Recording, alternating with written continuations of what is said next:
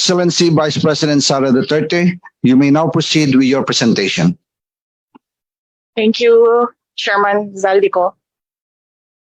The Honorable Speaker, Congressman Romualdez, the former President and Senior Deputy Speaker, Gloria Macapagal-Arroyo, Majority Floor Leader, Congressman Dalipe, our Honorable Sponsor, Congresswoman Maricar Zamora, and all the co-sponsors of the Department of Education budget, and of course, all the other equally honorable members of the House of Representatives. Assalamualaikum. Madayaw ug maayong buntag kaninyong tanan. Magandang umaga sa inyong lahat. Good morning to everyone. We thank you for sharing this day with us and for the opportunity of presenting the budget proposal of the Department of Education. With me are the budget DepEd's undersecretaries and assistant secretaries, and some of them are online because they are COVID positive, as well as our directors, both from the central office and the regions, who came with us in order to help in addressing questions or concerns relative to our department's proposed budget. What I will be presenting is the proposed budget allocation in accordance with the National Expenditure Program, which is much lower than what the Department of Education has requested. We have prepared an audiovisual presentation for everyone to appreciate. Thank you.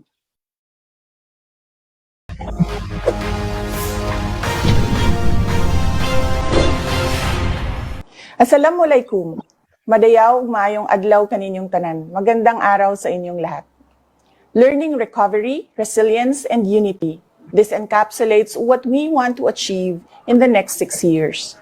The pandemic has greatly affected basic education and has robbed the youth of their learning, participation, and aspirations. We must fight back. We must recover, and we must start now. Your Honors, I am pleased to present to you our proposed budget for 2023. We will lay down our measures to ensure the safe reopening of in-person classes, the basic education statistics, the department's plans for fiscal year 2023 and beyond, our fiscal year 2023 budget proposal summary, and the department's performance targets. Your Honors, as we implement our shared vision through various programs for our Filipino learners, we are guided by our mandate, enshrined in the Constitution, and our mission as an agency using our 4 core values as guideposts. Your Honors, we have successfully reopened all public and private schools last August 22, and we are elated that we have not recorded any major bottlenecks during this school year's opening. Nonetheless, we are fully aware that the COVID-19 virus still lingers and may still affect the overall conduct of in-person classes. That is why we are implementing measures to ensure that our learners and school personnel are protected. Your Honors, we recognize the importance of vaccination as a significant line of defense for our safe conduct of in-person classes. We are closely coordinating with the Department of Health to accelerate vaccination drives for our learners and personnel. However, while we do this, we continue to implement a non-discriminatory policy in our schools. We allow the unvaccinated to participate in classes while strictly adhering to minimum public health standards. Aside from vaccination efforts, we are enforcing minimum public health standards to ensure that all learners and school personnel are protected in school. We will strictly implement the wearing of masks. We will ensure that all schools have hand washing facilities. We will partner with LGUs and various sectors in each community. We will accelerate all ongoing repairs in time for November 2. And we are doubling our efforts to pre-deploy temporary learning spaces in places where they are most in need. Next, Your Honors, here are the basic education statistics. Basic education enrollment, as expected, suffered a decline in 2020, losing almost 1 million learners. However, enrollment has since recovered in 2021, surpassing pre-pandemic figures.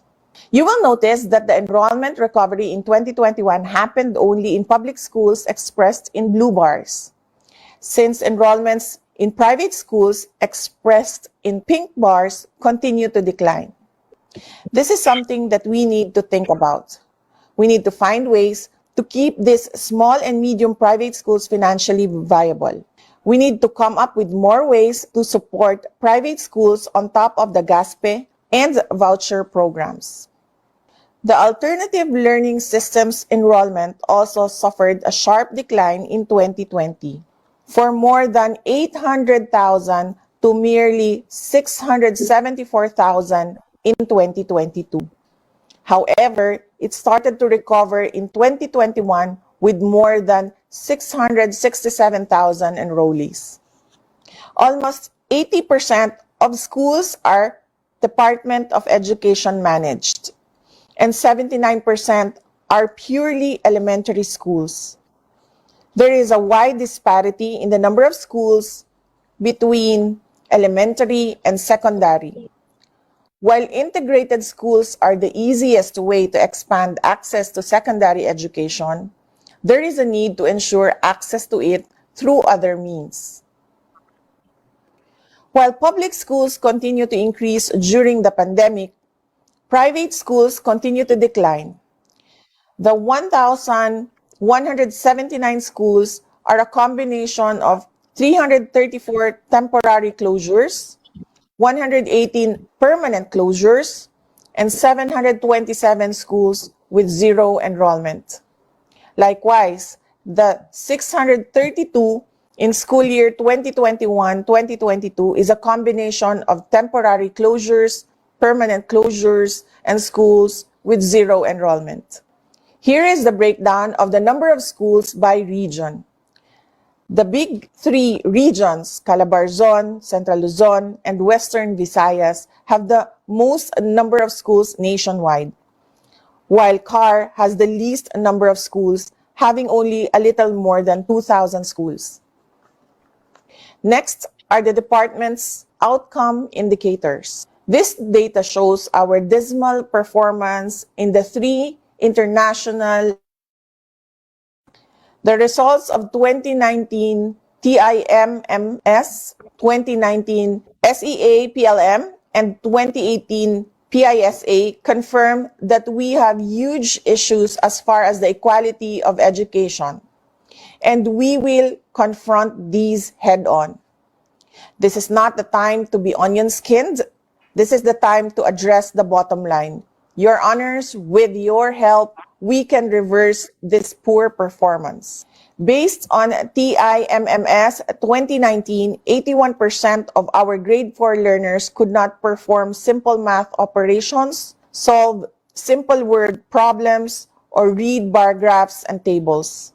Moreover, 87% do not understand basic science concepts.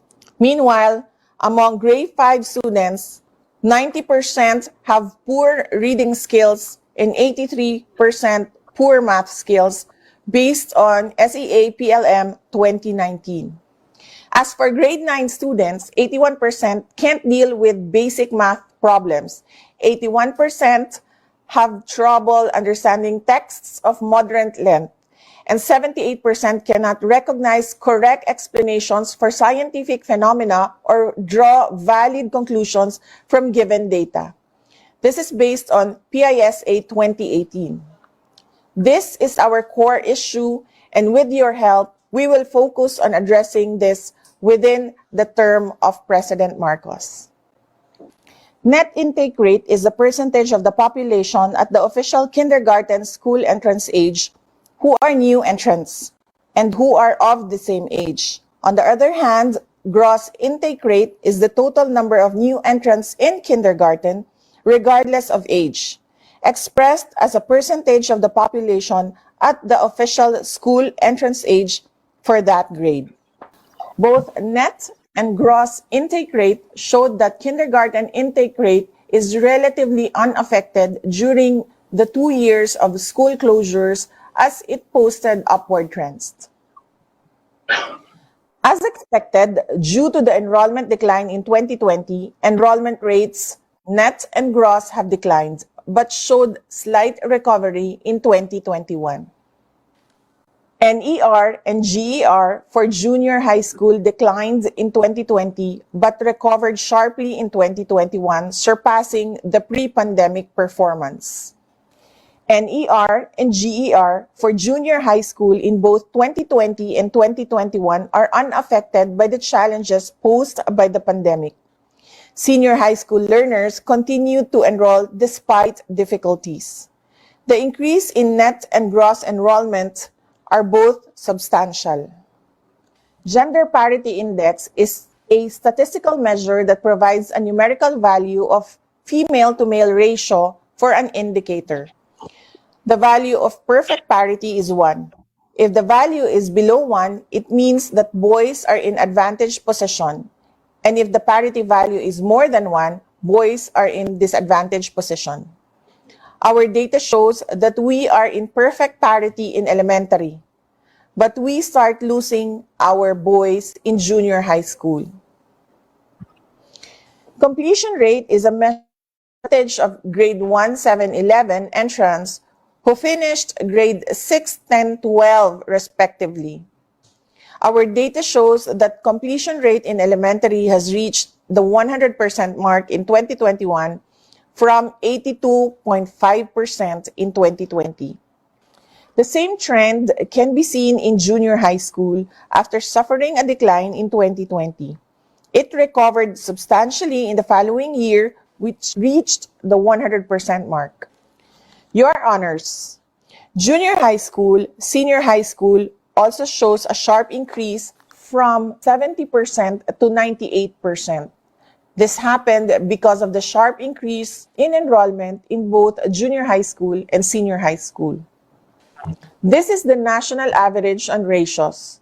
It may appear that our classroom-to-learner ratio is already in an ideal state, but there are disparities at the school level simply because the enrollment in every school varies. The department also has a reliable learning recovery initiative as we try to normalize the education system operation and address the learning gaps.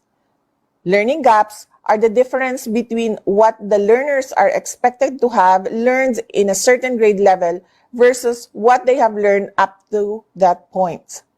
These gaps are often compounding.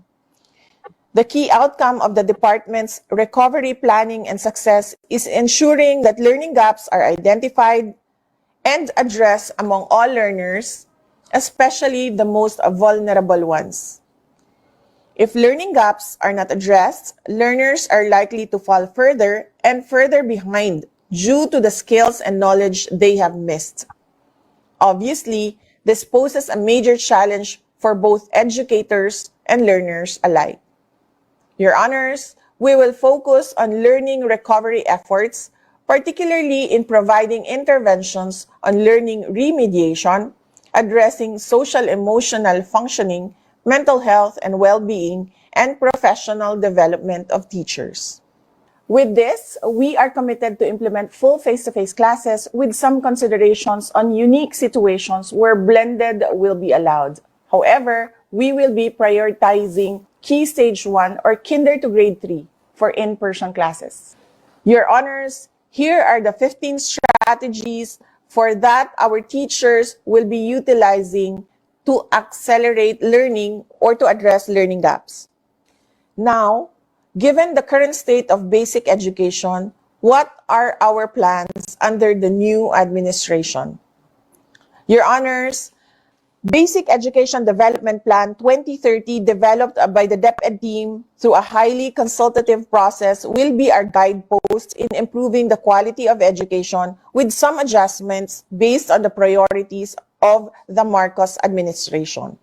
BEDP showcased 4 pillars which represent the challenges we face and the objectives we will pursue.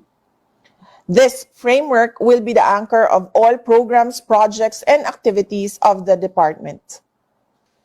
BEDP has been designed to ensure that our learners will acquire 21st century skills which allow them to contribute to the 8 aspirations illustrated in the slide. The process is guided by the core values of makadiyos, makatao, makakalikasan, at makabansa. This is to ensure holistic development. To achieve the expected outcomes, each pillar will have several strategies which will be the basis for program implementation and policy development, including budget utilization. Each strategy will be achieved through several outputs. Just to highlight Pillar 3, which is our current battle cry, we will be revisiting the alignment of curriculum and the methods of instruction. Number 2, we aim to strengthen the capacity of our teachers and instructional leaders on curriculum, instruction, and assessment. Number 3, we will assess closely the learning progress of learners in areas of disadvantage. Number 4, we will ensure learning resources availability. And number 5, we will strengthen consultations on curriculum, instruction, and assessment, making it more dynamic and responsive to changing global education landscape. Your Honors, DepEd has submitted to UNESCO our country statement, which the President will present at the United Nations Transforming Education Summit 2022 on September 19, 2022. The country statement will set the trajectory of Philippine education in achieving the 2013 SDG Global Agenda for Education, and at the same time address education issues in the country. In the said country statement, we highlighted the following. Number 1, reaffirming national and international commitments. Number 2, prepare learners for the future. Number 3, reopen in-person classes. Number 4, ensure inclusion and equity. Number 5, foster digital learning and citizenship. Number 6, expand and empower the teacher force. Number 7, reimagine governance. And number 8, ensure adequate funding. Next is the summary of the fiscal year 2023 budget proposal of the Department of Education. These tables show DepEd's 2023 proposal against the 2023 National Expenditure Program, or the NEP, submitted by the President to Congress, broken down into personal services, maintenance and other operating expenses, and capital outlay. The NEP is 17.8% lower than the DepEd's proposed budget, amounting to a difference of over 144 billion. Comparing the 2022 GAA against the 2023 NEP, there is an increase of 12.7% or 75 billion pesos. Many programs achieved significant funding increases, most notably the school-based feeding program with a 71.3% increase, new construction of classrooms at 85.9%, the senior high school voucher program at 137.9%, and the Gabaldon restoration and conservation with the biggest share of increase at 292%. Of course, with increases also come with decreases, starting with the Child Protection Program with an 82.2% decrease from over 26 million in the 2022 GAA. It is now over 4 million under the 2023 NEP. Development and management of bilateral and multilateral education projects with a 79.1% decrease. Indigenous Peoples Education or IPED program with 63% or 90.9 million. DepEd Computerization Program with 24.4% decrease. And while not as significant as the others, the Last Mile Schools program also had a loss of 0.7% or 10 million pesos.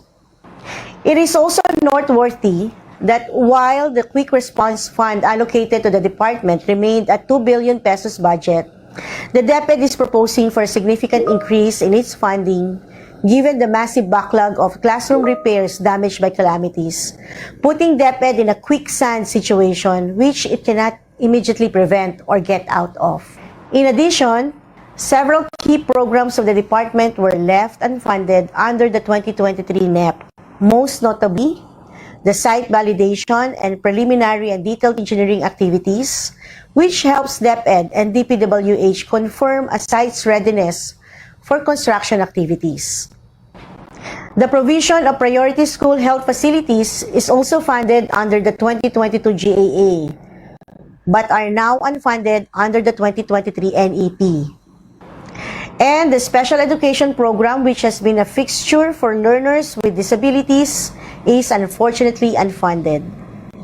Despite this, the budgets for BEF electrification has been restored, which amounts to 489 million pesos. DepEd also continues to provide basic education resources to support the K-12 program with 11 million science and math equipment, 427,438 pieces of textbook equipment, 82,090 ICT packages, and 4.6 million textbooks and instructional materials. In line with this, DepEd is committed to catching up and providing more basic education inputs for our learners in fiscal year 2023, proposing for the following: 10,000 new teaching items, 2,739 new classrooms, 2,358 classrooms repaired or rehabilitated, 16,027 sets of school seats, 163 BEF electrification sites upgraded and energized, 38 Gabaldon and heritage buildings restored, and 88 last-mile schools. This stays true with the 1.7 million beneficiaries of the school-based feeding program, 1.2 million grantees of the Government Assistance and Subsidies or the ESC program for private junior high school, 1.1 million senior high school voucher program, and 109,233 grantees of joint delivery voucher for senior high school textbook livelihood specializations. DepEd will continue to provide professional development for all our personnel through training of the human resource development for personnels in schools and learning centers, as we aim to train 311,100 teachers and teaching-related staff. DepEd will continue to provide the needs of the learners and our personnel by upskilling and reskilling them to ensure the delivery of the highest quality of service. Here are our performance targets until 2030 enshrined in the Basic Education Development Plan. One of the major findings of sector analysis during the formulation of the Basic Education Development Plan was the education underspending of the government. The Education 2013 Framework for Action proposed two benchmarks as crucial reference points. Allocate at least 4% to 6% of GDP to education, and or allocate at least 15% to 20% of public expenditure to education. This table presents a modest target for education spending that by 2030, the education budget is at 4% of GDP and 18% of the national budget. However, if the government is capable of achieving higher budget prior to 2030, it would give DepEd extra muscle to achieve its targets. This table shows our target on participation through net enrollment rate. We hope to get all school-aged children to participate in the education system to address non-participation. As previously presented, we already hit the target for 2030, but we expect stabilization of these efficiency indicators this school year. Our target is to get all learners to complete basic education. Here is DepEd's baseline performance on reading and mathematics, especially in grade 3, grade 6, and grade 10. This shows the performance of grade 3 in mathematics. The blue line represents the business as usual scenario, while the orange line represents our desired level of performance expressed in range. Here is the reading proficiency of grade 3 learners. Kinder to grade 3 are crucial years of schooling. While the baseline is relatively high compared to previous, we are targeting higher performance. I personally believe that if we successfully address the reading and comprehension issues, everything will follow. So we need to focus on formative years where rapid brain development happens. For the mathematics proficiency of grade 6 learners, mathematical ability is very important for if we want our graduates to be analytical and be able to make better decisions in career and life. We cannot settle for the business as usual scenario. On reading proficiency of grade 6 learners, this performance will be addressed in the long term if we address the problems in kinder to grade 3 in the medium term.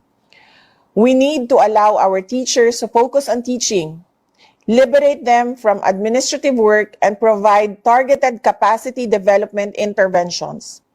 Targets are ambitious, so we need to make bold interventions. On mathematics proficiency of grade 10 learners, our baseline is very low, but we will not settle for the business as usual scenario because our learners deserve better than this.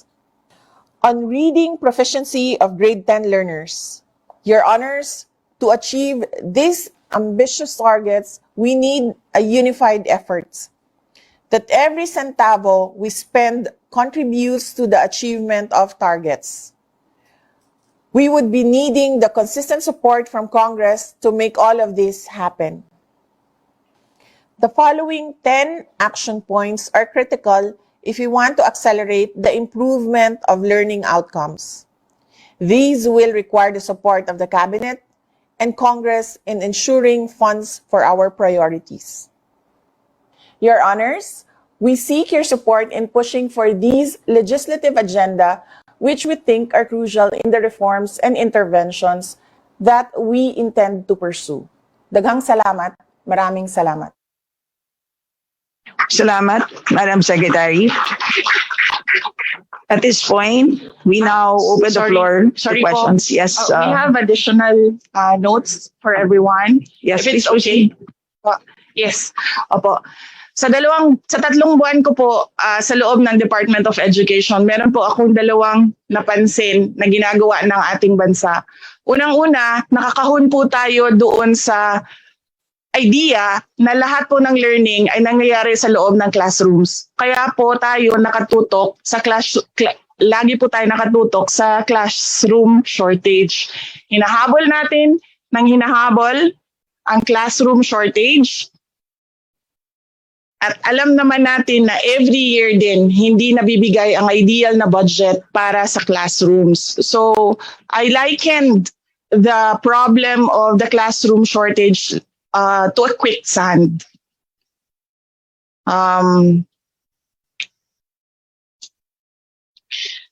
At pangalawa po, ang napansin ko sa ginagawa ng ating bansa sa ating basic education is that hindi natin nire-recruit ang mga pinakamagaling na mga senior high school graduates to take up education in higher education.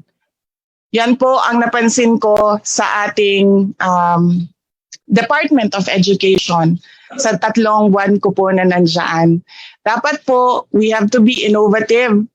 Dahil po alam naman natin na hindi na natin masolve yung classroom shortage, tinitingnan po natin ang iba't ibang paraan na pwede nating gawin that learning continues for our learners outside of the classroom. Ang atin pong motto is that not all learning happens inside the classroom, which is true. I believe that everyone will agree with that. Lahat po tayo ay maraming natutunan, hindi sa loob ng classroom at hindi sa ating mga teachers, but sa ating life experiences as well.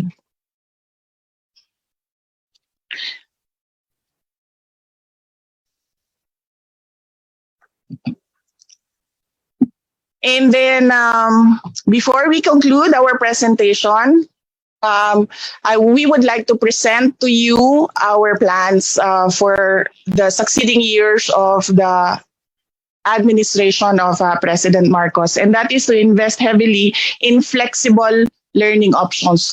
Of course, we will still pursue the building of classrooms. Of course, we will still pursue the recruitment of the best of teachers, but we will innovate and look for other solutions, because yung problema po natin 10 years ago is problema pa rin natin hanggang ngayon. So dapat po we should think outside of the box already with regard to basic education. I described our classroom shortage as a situation of a quicksand. We're due to meager budget given to classroom construction annually. We cannot even address the requirements due to enrollment increase and the shortage that keeps piling up year in and year out. Second, we would like to seek your support in our stand of the lifting of the provision for basic education and classroom building in MBM 138 series of 2021. This is the order for the Department of Education to build only classrooms in the 5th and 6th class municipalities, because as a former mayor, I believe even Davao City cannot address the classroom shortage in our city. So hindi po kaya yan, lalong-lalo na ng mga 1st to 4th class municipalities. And I would like to reiterate our full support to the BARMM concern in financing their regular programs previously covered by the national government. We believe that the block grant given to BARM is not enough to fund its competing resources. Lastly, I sincerely thank the members of this committee for listening to our plan for next year and beyond. I know that the challenges we are facing are huge, and we need your support in our quest to think out of the box for our Filipino learners. May I humbly ask this committee for the endorsement of our proposed budget to the plenary for consideration. Thank you very much. Daghang salamat. Salamat, Madam Secretary, sa inyong paliwanag ng inyong policy direction with respect to classroom shortages. And rest assured po, kasama niyo po ang Kongreso outside the box po. So at this point, we will now open the floor to questions and a few house rules. Each member will only have 5 minutes for questions at hindi po kasama sa 5 minutes na yun ang sagot po ng ating mga DepEd officials. And we also have a long-standing tradition where we accord preferential treatment to our minority members, and they will be followed by the majority members in an alternating manner.